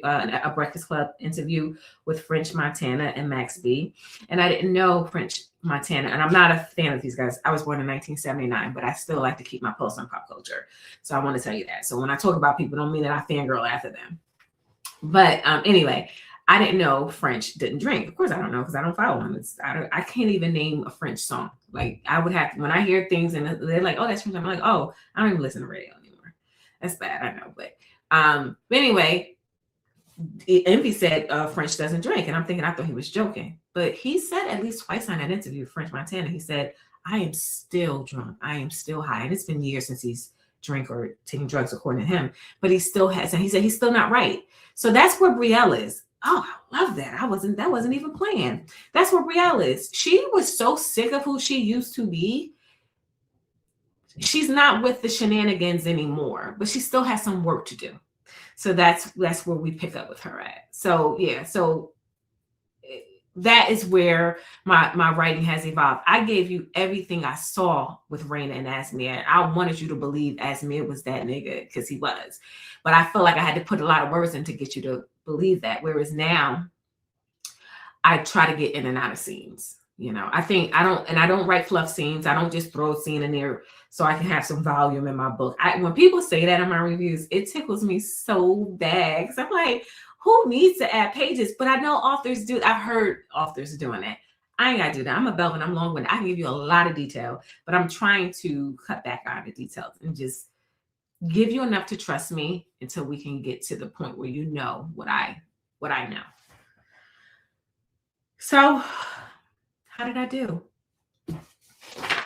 Yeah, I got through them all. So, any other questions? ABJ will always be that. The anticipation. Uh-oh, you guys are moving fast. There's no fluff in the ElleBee. But thank you, Julie, because I'm telling you, I get that. And for some readers, and that's why I said I'm not going to be, I can see why I'm not a popular TikTok author, because there's work you have to do in order to get the fun stuff, Even with like Love's Inconvenient Truth, we started off with the bang. We got some fun stuff at the beginning, but look how much work we had to do, right? So we do work in these journeys, and it's romance. It's all romance, but we want it to make sense. So we don't do insta love and look, Corey. How many books in Brielle? For Brielle's one. Yeah, so if it's something like you just want to hit it and quit, you want to go boom, you want some high action and stuff like that, you may not get that. And not every author is for every reader, and I'm okay with that. Thank you for this. This was fun. LBC, absolutely. I I love love because her books have meaning, not just ink on paper. Thank you so much. And I would hope that that's what I would love to achieve. Yeah. Most TikTok readers need instant gratification. And that, thank you, Kersha. The instant gratification is not something, my psychological makeup, that I would not be entertained by that. And I'm thoroughly entertained by my books. Like I go where I want to go, like what's fun and everything like that. And that also, people love a short book. But as a girl who reads fantasy and likes world development, I get excited for a thick book. Yeah, and I think short books have a place. I think, moody readers, you go back and forth. I have sister readers who go hard for the LBC, but there's something, love, I'm coming. Let me get to this short. My sister-in-law just told me that. She said she just finished Prism. Ashera got on her nerves. She enjoyed it. But she said, I got to go to a thriller. I think she said a thriller. I missed that last one. Oh, gosh. I'm sorry. I'm moving slow.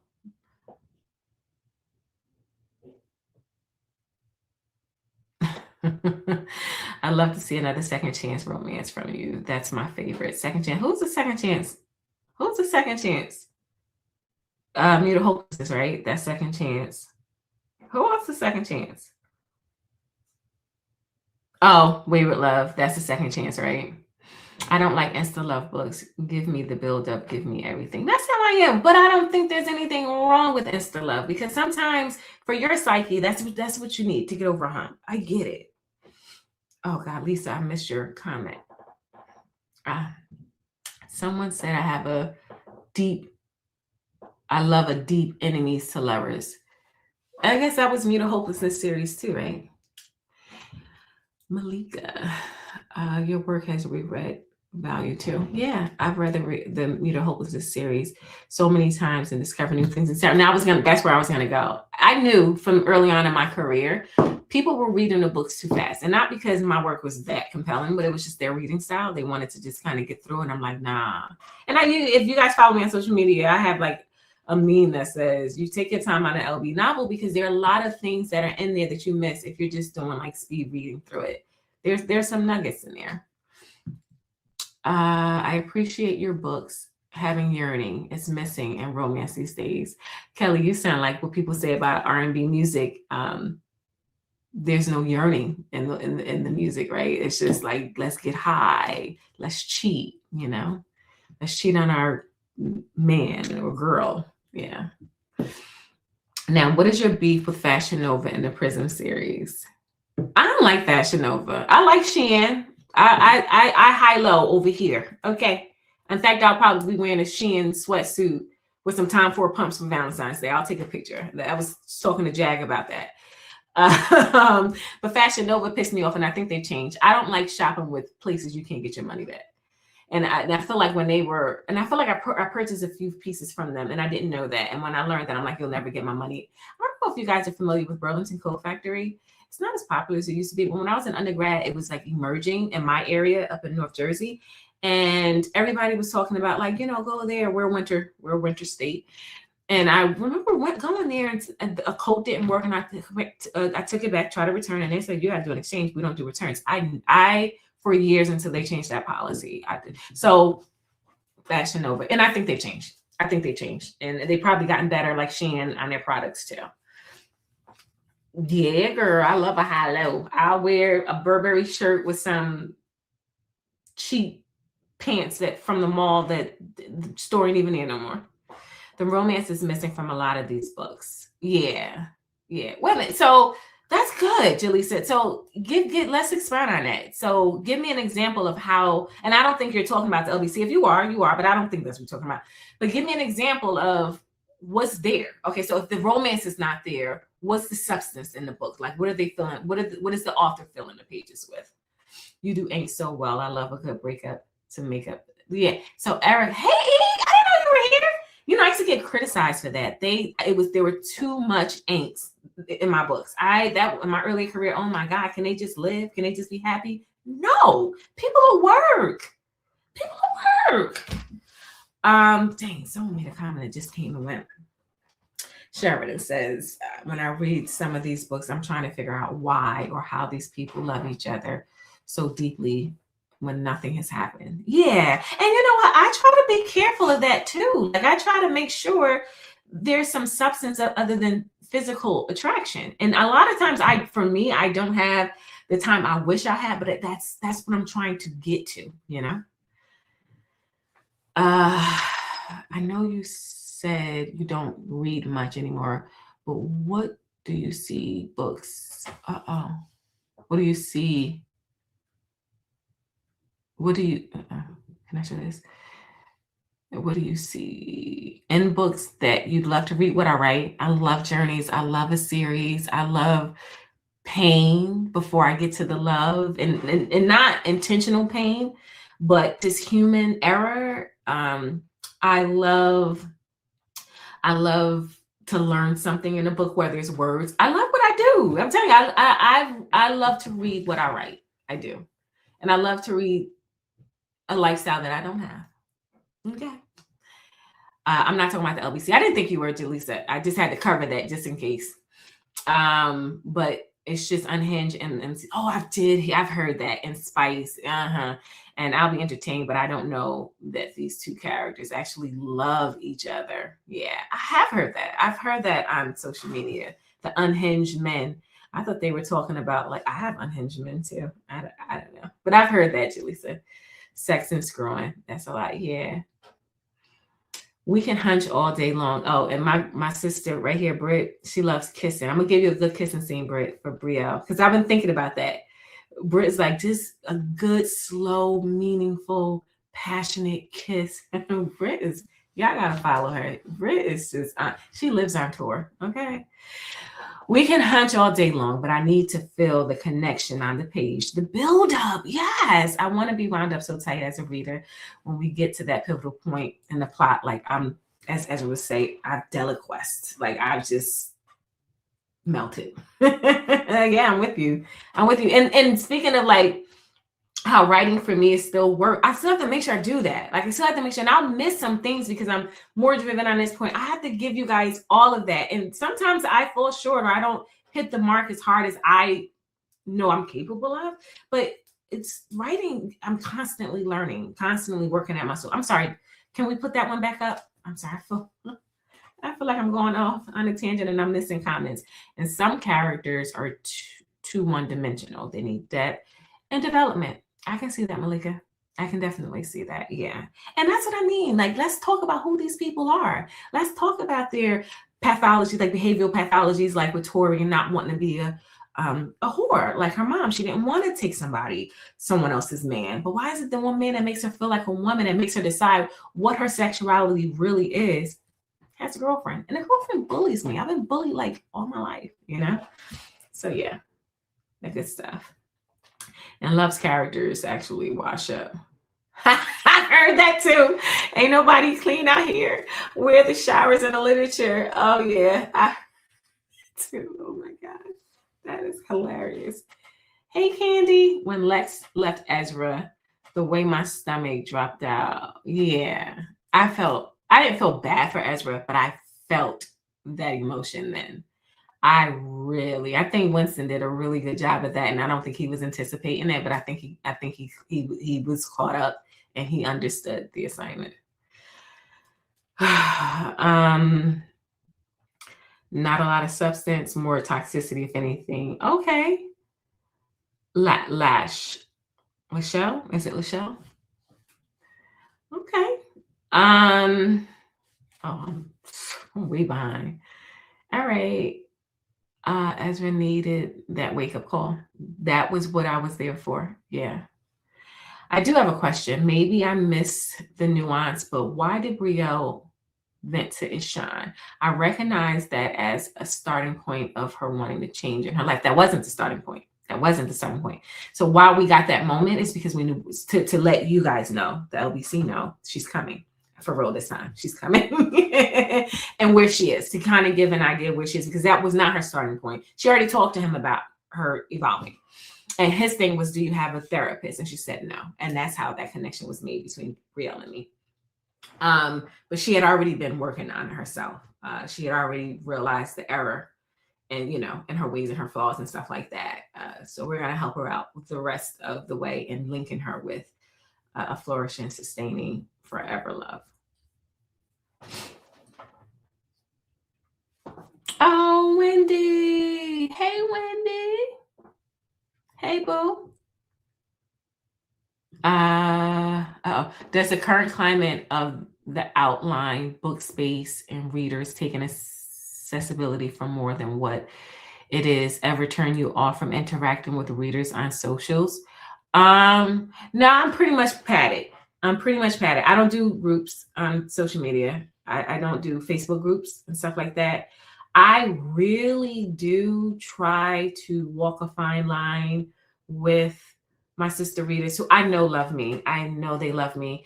But I try to let them have a private life. Like I'll see some of your posts and stuff and I'll crack up, but I won't comment because you're talking about something personal that you didn't invite me to, right? I invited you to my art, right? And that's all you have of me. So I don't think it's fair for me to have more of that than you. Or all the time, I can see not melodramatic sister readers, but the sister readers who may ask for prayer or say something. I'm stopping right there and I'm praying. I am praying. I'm praying. But you may not know that because I pat myself. And even in the DMs, I'm naturally just dry. All that typing is just too much for me. So I kind of pat myself. So I don't feel like, people overstep with me. Now, if you talk to some of my friends in the industry, I feel like they'll tell you that people try it too much with me. And I'm just like, no, I'm good because I got this barrier, So I hope that answers your question. How do you come up with names of your characters? That's research. That is research. That is research. And oftentimes is how strong, like I write about alpha men often. How strong is his energy? What does he do? What do I want when you hear his name, or once you're done with his journey and you say his name, what do I want it to mean to you? Yeah. And Brock Hill, his name is Brock Hill. But he's called, everyone calls him Brock. I couldn't get rid of the name. And I was like, his name, it don't make no sense. Even the spelling, like it don't make no sense. I just couldn't shake it. So it's like, yeah.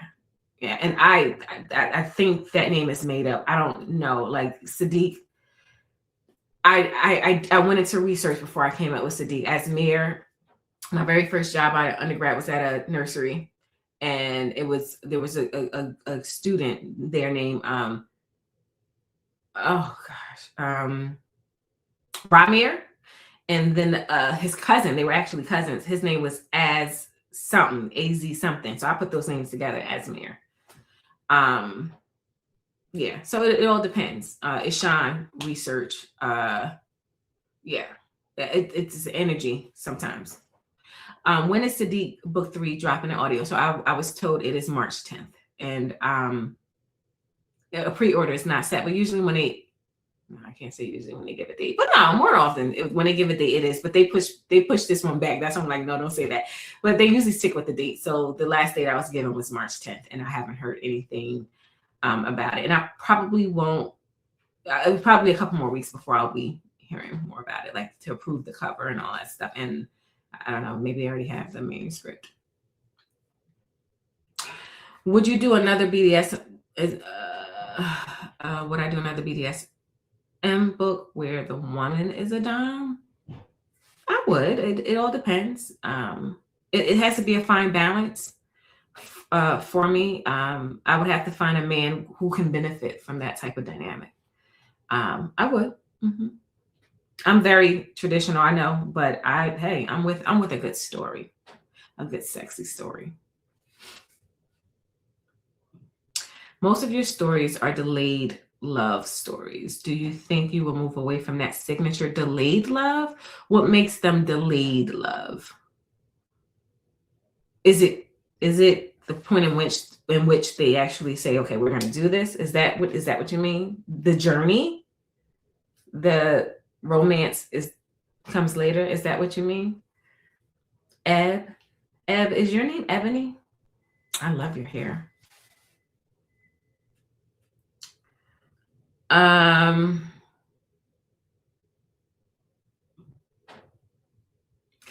Asmir would have had to bring me don't for me to marry him. Don't ruin Asmir for me. Oh, I'm sorry, Brett. As I listen to this Q&A, I'm so encouraged to walk in my gifts and talents boldly like you. Thanks, girl. Well, I hope you do. I think we all should. We all should. And we're all passing to this earth with purpose, with a purpose, and sometimes multiple purposes, a gift, and sometimes multiple gifts. I'm just grateful that I found mine and I finally exercised it, because it took way too long for me to publish my first book. But I'll be honest with you, if I published it when I started it, I would be a different author. Yeah. What am I doing? Hello. Hello. Which is why I love a good pastor so much. Oh, you weren't talking to me. I'm Corey. Elle always catches my radical moments. What does that mean, Britt? Do I even want to know, Britt? Oh, Brittany and Sheridan are on the Dawn and Asmir hate train. I shouldn't say that, but you know what I mean. No judgment. Well, this is timeless. Okay. Well, I just you allow my faith and hobby to align. You're truly a gifted storyteller. I really appreciate that. That means a lot. Yeah. Thank you. That means a lot. I wanted more details on Raina beating. What more details, Renee? What more? We were there when she did it. And that's when that Pattersonian came out of me. Well, we were there. What more details? We're her drive behind trying to get Sadiq as a client. Remember that?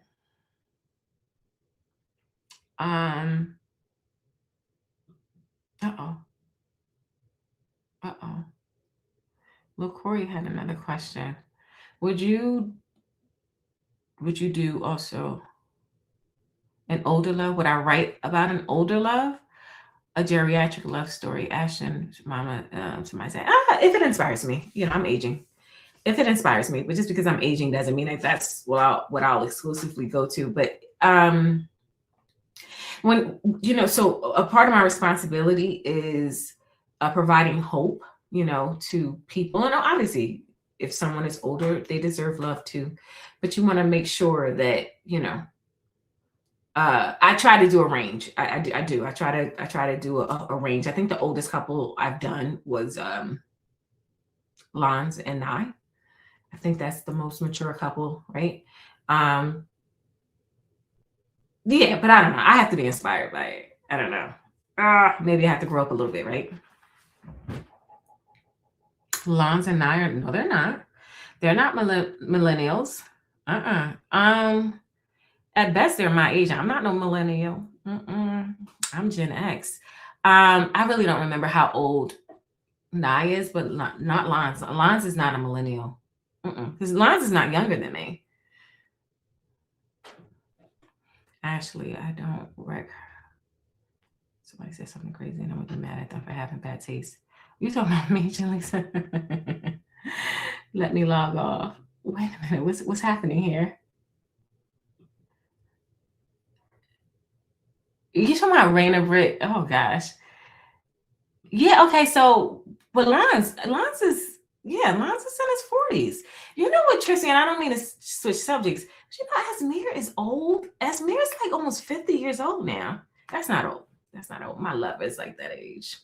Ain't nothing old about him. Come on, Gen X. Daisy. All right. Nye had a 39th birthday. If Nye had a 39th birthday, then she is a millennial. Yeah. Asmir is immortal. Guys, if you ever want to follow people in the bookish world that's funny, Erica does not, she's not literature heavy. She's just funny. If you want someone funny to follow, Erica is a good person. Brittany is hilarious. Brittany is 90% books. Britt, don't be getting mixed up in them those toxic book folks, because I be seeing them. And Jaleesa is phenomenal. Jaleesa's like black lit all day, content all day. No, you be onto it. They just hilarious. I feel like I saw something you did. I don't know if it was your post or someone else's post you commented on about writing about like discovering how someone like Juggy, someone who is so unserious, has like a very important or significant job, like as a brain surgeon or something like that. But just someone you can't take seriously. Here go Britt. That's me. I was hollering. Brittany got no sense. Would I do an intimate dinner with my readers, kind of like what I did in New Orleans? Did I do that in New Orleans? What we doing in New Orleans? What we doing in New Orleans? Oh gosh, I'm afraid it was coming. I feel like something is about to hit the screen. I know in Atlanta, I didn't do a dinner in New Orleans. Are you talking about A House? Didn't A House do something in New Orleans? Okay, yeah. See, no, I've done an intimate like Q&A face to face in Atlanta with Indie Love. That was in 2023. Yeah. But to answer your question, I don't know, because I don't want to plan that. I want to just show up. Okay, I want to put on my makeup. I want to do my hair. I want to put on some nice shoes, a nice bag, show up, have a good time, and just go. I don't. The planning thing is, I think that's a deterrent. And I know I have help. So I don't want to hear love stop lying. But it's just it's gonna have to be something easy for me to ease into, because I like to, I'm not introverted by stretch. So I'm gonna work on that. I'm gonna work on getting better at that. All right, so I'm going to. It's 7:52, so we're nearing 2 hours. So I'm gonna let this go. And hey, if you guys want to do another one of these, I didn't even look at this. It's all boarded up. That's good, because I probably would have been out here popping my like. We don't need that. So let me know if you guys want to do something like maybe specific to a project, like one of the series. If you want to do like an in-depth type of Q&A, and I would also like some interaction. If you guys want to pop in and say your bit and all that other stuff, I'm trying to be here more. I know I've been asked to do interviews and stuff like that, and sometimes I've even said, hey, we can do it for my channel, I don't mind, but I'm trying to be here more, right, to be centralized. So we have to talk about that. No, I'm not probably going to do a Patreon. I create what you get. That's the piece. So for Patreon, I ask people to to subscribe and give me money every month. I don't have anything to give you every month. You see how slow I'm writing? Like, no, and I don't do a chapter. I don't write like that. If I did, totally different thing. But when it comes time to take people money, I'm really funny. I'm really, really funny. I'll be a mood for you on Patreon. Yeah, I'm sure you will be. You and Jaleesa, yeah. Love, we know you. Agan, you and Agan. What's that? Deshaun. All right. Love the honesty, not trying to hold nobody. Yeah, no, I don't. I don't like holding people's monies, and I have to grow up because I am a business, and I do understand that. But I have to mature in that area. But I know some young college girls who love your work, and one can aspire to be a writer. I told them to tap in any special words of love to younger sisters. Love. Continue to champion love. Continue to examine love from all areas. And if you're writing about love, you have to take your biases out of it. You can have your constructs of what you will take on and what you will not. Like I was talking earlier and talking about an IR, and I kind of got stuck because I'm thinking like I don't have the authority to speak from a white man's perspective, and that's usually where my art comes from first person point of view, and I don't have the authority. So know what your barriers are, and then throw your bias out the window, and just write, just get it done. Did I miss it? No, I don't have a release date. You can start. Hey, E, I know you were here. You can start holding me to that. Give me like March. Give me like the end of March before you start asking. Maybe I'll come to you before then. But I've been home. I've honestly been home. I have a date on Valentine's Day, but I've been home. Last year I was on tour, and this year I gotta get Brielle out. Amira leaked that tape. I don't think she did. People said she did though.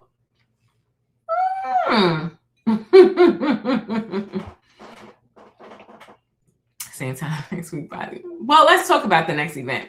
I'm willing to do it again. Let's talk about it. But for real, I'm gonna let you guys go. And it does my heart well that it seems like you guys don't want to go. So now we have to plan our next event. Shoot me an email. Shoot me a DM or something like that with suggestions, and the emails will come to me, and we'll work it out. All right. Oh, I feel so bad. It's like you guys are having a conversation. All right, guys. All right. I love you, and I will see you on the other side. Thank you so much for coming and hanging out with me tonight.